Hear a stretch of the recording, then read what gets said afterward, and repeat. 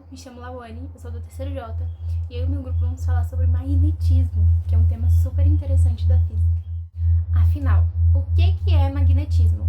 O magnetismo é a propriedade que alguns materiais têm de atrair ou repelir objetos ferromagnéticos, e essa característica está ligada ao movimento dos elétrons, que são as cargas elétricas que existem dentro desses materiais.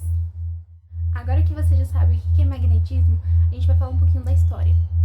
O primeiro registro sobre o magnetismo vem de Tales de Mileto, que é um filósofo físico e matemático grego que viveu ali entre 623 e 558 a.C. Foi ele quem observou que uma pedra chamada magnetita conseguia atrair o ferro. Vocês acreditam nisso? Logo depois surgiu a bússola, que é um instrumento que ajudou muito nas navegações. Os chineses eles já usavam bússola desde o século VII e acreditavam que, além de orientar o caminho, ela também trazia sorte ou servia como oráculo. E aí, com o passar do tempo, os estudos sobre magnetismo e eletromagnetismo eles começaram a se desenvolver. E aí, por volta do século XIII, Pierre Pellerin ele estudou as propriedades dos ímãs e descreveu como a bússola funcionava. E aí, no século XVI, William Gilbert chegou à conclusão de que a Terra é magnética e que é por isso que as bússolas elas sempre apontam para o norte.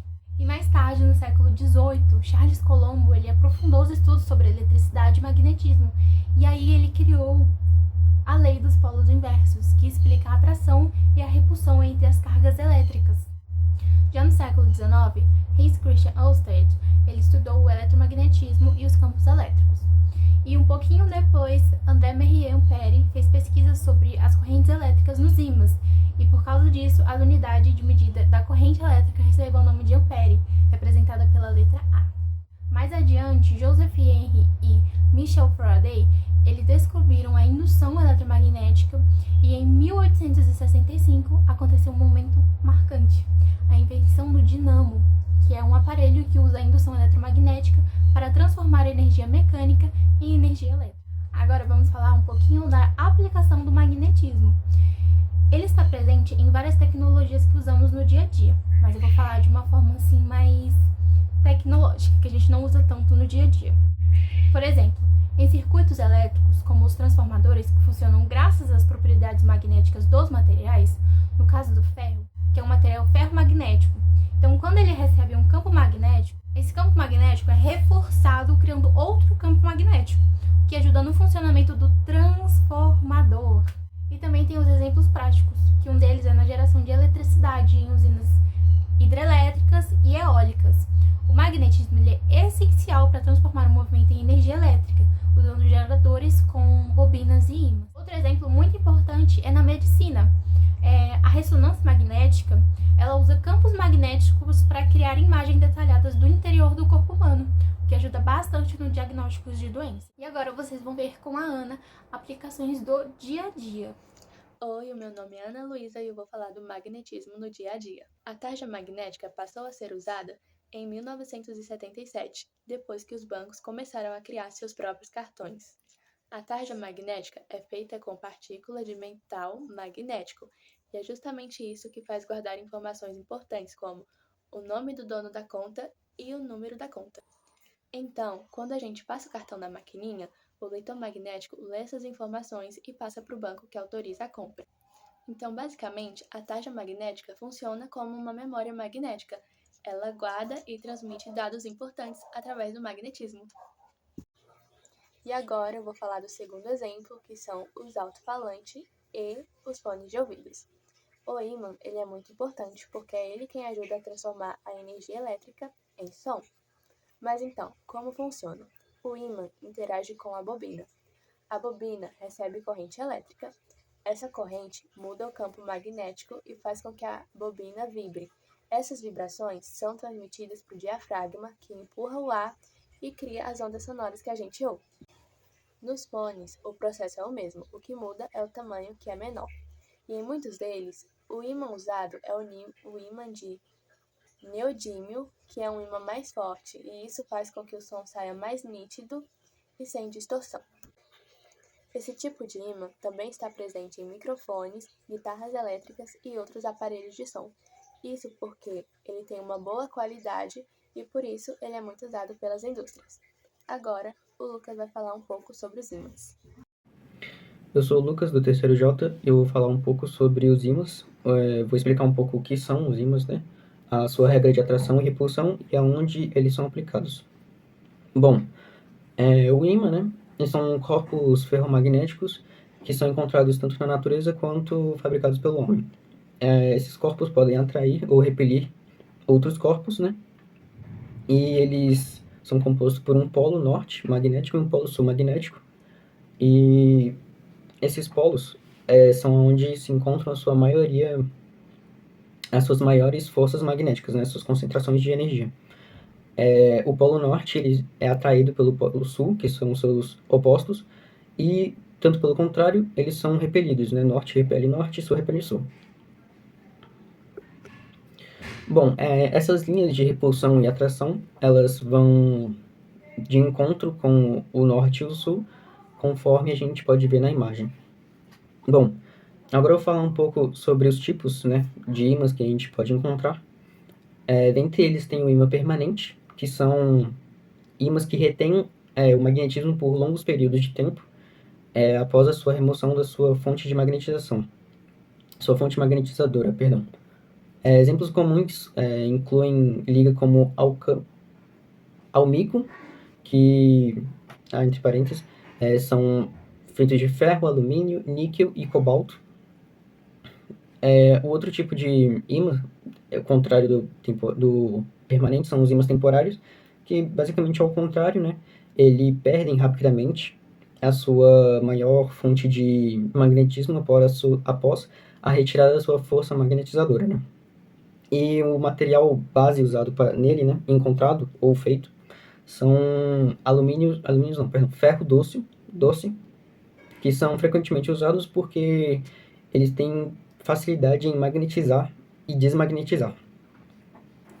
Agora nós temos o ímã natural, né, que, como seu nome já diz, são encontrados naturalmente na natureza, né, e ele é uma pedra vulcânica, o nome dessa pedra é magnetita, e como eu disse, eles são encontrados em vulcões. E o contrário do natural são os artificiais, que são criados pelo homem, e utiliza ligas de metal de diversos tipos, né, podendo ser temporários ou permanentes, como eu tinha dito. Agora eu vou falar um pouco onde são aplicados os ímãs, né? Um dos exemplos que eu vou citar são os motores elétricos, que neles são utilizados ímãs para converter a energia mecânica, usado para converter a energia em movimento mecânico. Isso ajuda os ímãs a criar campo magnético rotativo que faz com que o motor elétrico funcione. Outro exemplo são a geração de energia elétrica, né? Como a gente pode ver. Os geradores de energia elétrica usam os ímãs para converter a energia mecânica em energia elétrica, o contrário dos motores. Os ímãs rotativos criam um campo magnético que induz uma corrente elétrica em uma bobina envolvida por cobre.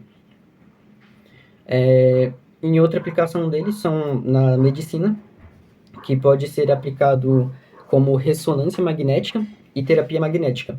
A ressonância magnética utiliza os ímãs para fazer imagens, né, de dentro do nosso corpo, detalhadas do interior, né, do nosso corpo, enquanto na terapia os ímãs são utilizados para fazer campos magnéticos para tratar as dores e lesões. Outro exemplo são em eletrônicas, né, que está no nosso dia a dia, como no controle, na televisão, mouse, teclado, essas coisas.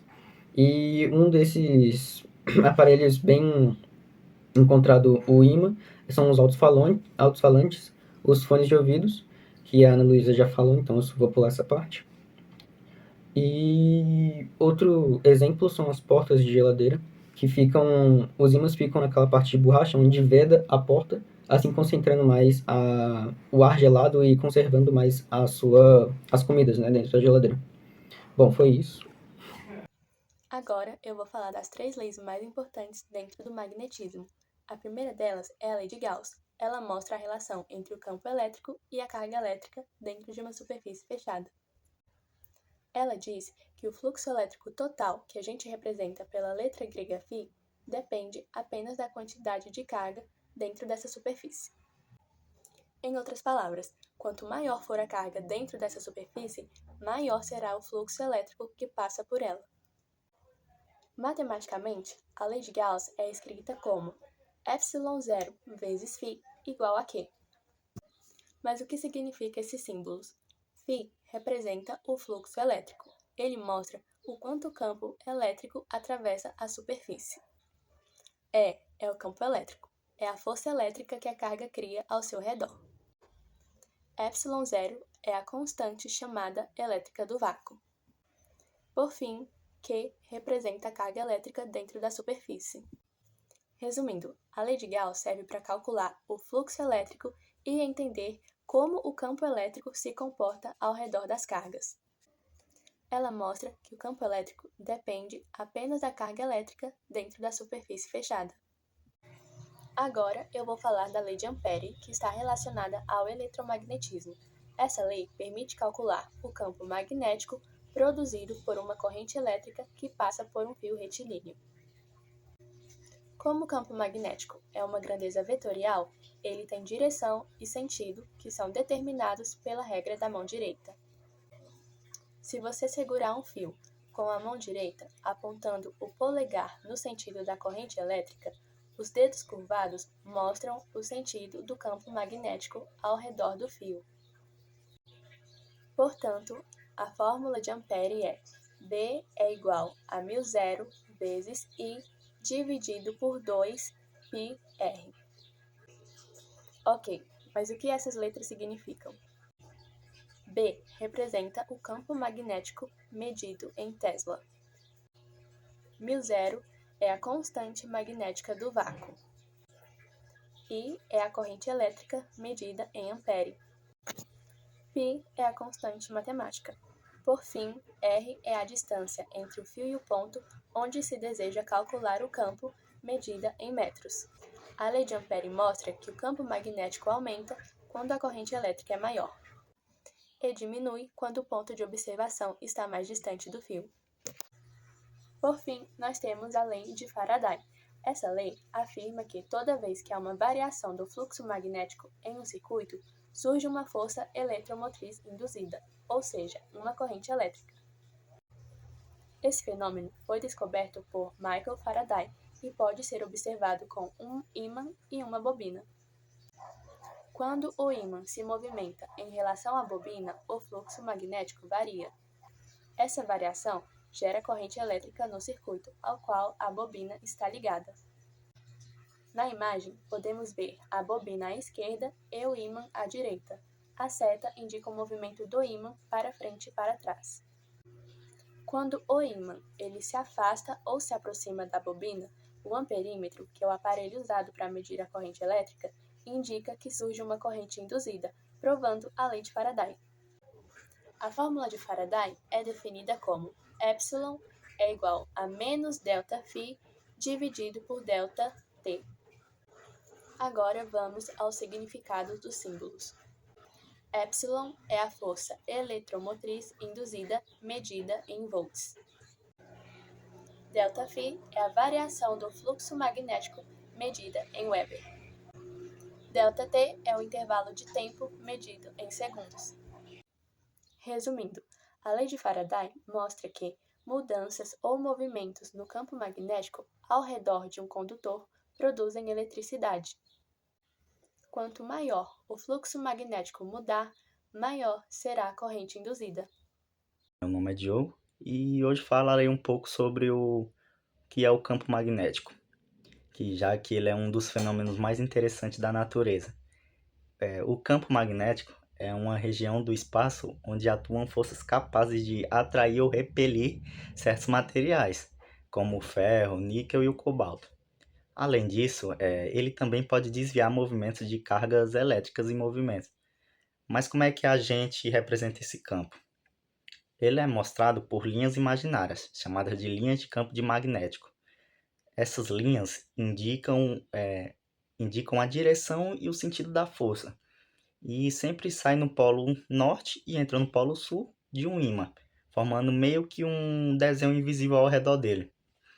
Existem duas formas principais de criar um campo magnético.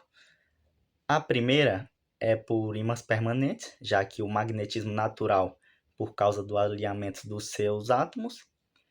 E a segunda é por correntes elétricas, já que as cargas em movimentos produzem um campo ao redor do fio.